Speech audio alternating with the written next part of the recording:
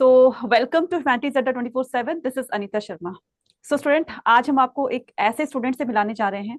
एक ऐसे स्टूडेंट के बारे में हम लोग डिस्कस करने वाले हैं जो ऑलरेडी बोर्ड्स में 99% ला चुके हैं। तो वाकई में बहुत बड़ी अचीवमेंट है। ठीक है, तो जब ये कर सकते हैं तो बाकी बच्चे भी कर सकते हैं। तो जानते हैं इनकी जर्नी कैसे रही बोर्ड एग्जाम की प्रिपरेशन को लेकर के, कैसे इन्होंने प्रिपेयर करे अपने आप को। ठीक है, और साथ साथ में सीयूटी को भी प्रिपेयर करना था इनको। तो क्या इनकी जर्नी रही, क्या स्ट्रेटेजी रही है ना, और किस तरीके से इन्होंने इतना अच्छा स्कोर किया, तो जानते हैं ये कहानी उन्हीं की जुबानी। तो हमारे साथ है Vishakha. So hello Vishakha. Hello, ma'am. How how are are you? you? I am good, I am good. I'm fine, ma'am. Okay okay. So Vishakha, where are you from? Ma'am, I belong to Rajasthan, but right now I'm living in Gujarat because of my father's job. Okay okay. So Vishakha, सबसे पहले तो आपको congratulations जो आपने इतना Thank you, अच्छा ma'am. Score लिया। ठीक है, और कैसी रही आपकी बोर्ड एग्जाम की जर्नी? कैसे प्रिपेयर किया अपने आप को आपने? मैम काफी अप्स एंड डाउन्स रहे हैं मतलब, लेकिन फिर भी मैंने कंसिस्टेंटली अपनी पढ़ाई को मैनेज किया। ऐसा होता था किसी किसी दिन उतनी पढ़ाई नहीं हो पाती थी, तो फिर मैं अगले दिन मैनेज कर पाती थी। कभी बीमार हो गई या फिर घर में कुछ इशू हो गया। But the main thing is consistency. आपको हमेशा कंसिस्टेंट रहना है। आपको आप भले दिन में 1 घंटा निकाल पा रहे हो, पर आपको पढ़ना रोज है। ऐसा नहीं आप एक 10 घंटे एक पढ़ ली फिर अगले दिन आपने कुछ नहीं पढ़ा। ऐसे काम नहीं चलता। आपको डेली थोड़ा थोड़ा पढ़ना है। आप थोड़ा थोड़ा पढ़िए, आप रोज पढ़िए। सो ऐसे होगा। फिर मैंने आपके यूट्यूब लेक्चर्स देखे, मुझे उनसे बहुत सब हेल्प मिली मैम। स्पेशली जो आपकी मैराथन्स होती थी ना, जो बोर्ड से पहले लगी थी, आपके जो all PYQs important questions ma'am, मैंने सारे देखे थे। मैथ के भी सारे देखे थे मैम मैंने। Thank you so much ma'am. Okay. So आप आर्ट स्ट्रीम से हैं, राइट? Yes ma'am. कौन कौन से सब्जेक्ट से, और किस सब्जेक्ट में कितना स्कोर आया, तो थोड़ा सा ये बता दीजिए। Yes ma'am. Ma'am I got 96 in English, and then I got 100 marks in political science and psychology, and 99 marks in economics and history. Wow, great. Big big congratulation, thank you.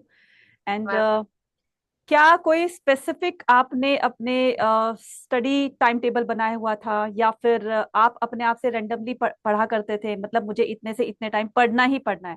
तो क्या आपने स्ट्रिक्टली अपने time table को follow किया, या कभी भी जब भी टाइम मिलता था कभी भी पढ़ लेते थे? मैम मैंने टाइम टेबल बनाने की स्टार्टिंग में कोशिश की थी कि मैं टाइम टेबल बना लूँ। फिर मुझे ये रियलाइज हुआ कि मैं टाइम टेबल बना तो लेती हूँ, लेकिन मैं उससे स्टिक नहीं रह पाती। तो इसलिए मैंने सोचा कि इससे अच्छा तो मैं अपने डेली टास्क लिख लेती हूँ, और मुझे जब भी मिलता था मैं उनको अपने टास्क को कंप्लीट करती थी। Rather than focusing on time table, मैं अपने टास्क कंप्लीशन पे ज्यादा वक्त किया था। बिकॉज मैम ये हर किसी बच्चे के लिए अलग हो सकता है कोई बच्चा अपने टाइम टेबल से स्टिक रह पाए, लेकिन मैं नहीं रह पा रही थी, तो मैंने अपने टास्क पर ध्यान दिया था। ओके, तो मिनिमम कितने आवर्स पढ़ते थे आप अपनी स्टडी?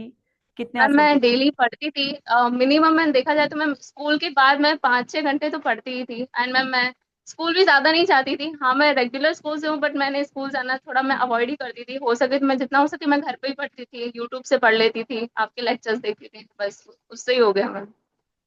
Okay okay. तो स्कूल में और ऑनलाइन ऑफलाइन में क्या डिफरेंस मतलब आपको लगा, कुछ ऐसा? मैम मैं जैसे कि अभी हम स्कूल जाते हैं तो ना उसमें काफी सारे लेक्चर्स होते हैं, एंड फिर टीचर्स पढ़ाते हैं। हमारे स्कूल में भी पढ़ाई अच्छी होती है, लेकिन कई बार ऐसा होता है कि आप कंटिन्यूअसली उधर बैठे हो तो आपका पढ़ाई में मन नहीं लग पाता। मैम मेरा तो नहीं लग पाता मैम, स्कूल जाके ऊपर से फ्रेंड्स बाजू में बैठे रहते हो, कभी वो कुछ बोलेंगे कभी हम कुछ बोलेंगे, हो ही नहीं पाती पढ़ाई। इसलिए जी। मैम आई थिंक कि घर पे रहकर पढ़ना ज्यादा बेटर है। आपके आपको अगर अपने ऊपर थोड़ा कंट्रोल है तो आप मोबाइल का यूज, अपने इंटरनेट का यूज सही तरीके से कर सकते हैं। आप मतलब आप अपने पेस पर पढ़ सकते हैं मैम। स्कूल में तो टीचर आएगा, वो एक लेक्चर पढ़ा के चला जाएगा, लेकिन घर पे आपको क्या समझ आ रहा है क्या समझ नहीं आ रहा, आप अपने पेस पे पढ़ सकते हैं। तो आई थिंक वो ज्यादा बेटर है rather than going to school. तो आपका ऑनलाइन एक्सपीरियंस कैसा रहा बोर्ड एग्जाम को लेकर? मैम मेरा तो काफी सही रहा। मैंने अपनी पूरी प्रिपरेशन ऑनलाइन ही की थी, टू बी ऑनेस्ट। मैं ओके ऑफलाइन तो मैं स्कूल भी ज्यादा नहीं जाती थी, और मैंने ऑफलाइन कोई ट्यूशन कोचिंग कुछ नहीं किया था। मेरा सब कुछ ऑनलाइन ही था। और क्वेश्चन ना कि मैंने कोई क्वेश्चन बैंक कुछ नहीं, मेरे को जो आपसे क्वेश्चंस मिलते थे मैं उन्हीं को सॉल्व करती थी, बस हो गया। ओके। सो आगे का क्या प्लान है? मैम अभी तो CUET है मेरे। CUET का एग्जाम होगा मेरा 26 एंड 28 को। उसके बाद ओके। मैम देखो अगर मेरा एडमिशन हो जाएगा DU में, तो I will go for UPSC ma'am. IAS UPSC. वाले। ठीक है यस ठीक मैम। है, बहुत बढ़िया बहुत बढ़िया।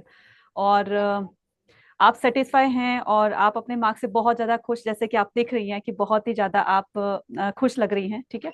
और डेफिनेटली खुश होना भी चाहिए, क्योंकि आपने इतने टाइम से अपनी प्रिपरेशन को जारी रखा, कंसिस्टेंसी रखी है ना, ये बहुत मैटर करती है किसी भी स्टूडेंट को अच्छा स्कोर करने के लिए। और डेफिनेटली आपसे इंस्पायर होकर बहुत सारे बच्चे आपसे सीखेंगे कि कंसिस्टेंसी कितना मैटर करती है किसी भी सक्सेस को पाने के लिए। और डेफिनेटली जिस तरीके से आपने अपने बोर्ड एग्जाम को फोड़ा है, इतना अच्छा स्कोर लाए हो आप, है ना, और डेफिनेटली आप अपने सीयूटी एग्जाम के अंदर भी इतना ही अच्छा लेकर आओगे, या हो सकता है इससे भी बेटर लेकर आओ और 100% टाइलर बनो, राइट। वो विश कि आप 100% लेकर आओ अपने सीयूटी एग्जाम के अंदर, और एक और इंटरव्यू कर सके आप लोगों के साथ में, ठीक है। तो ma'am, thank you so much, thank you बच्चा, है ना Vishakha, thank you thank you. Ma'am, thank you. Thank you. Thank you.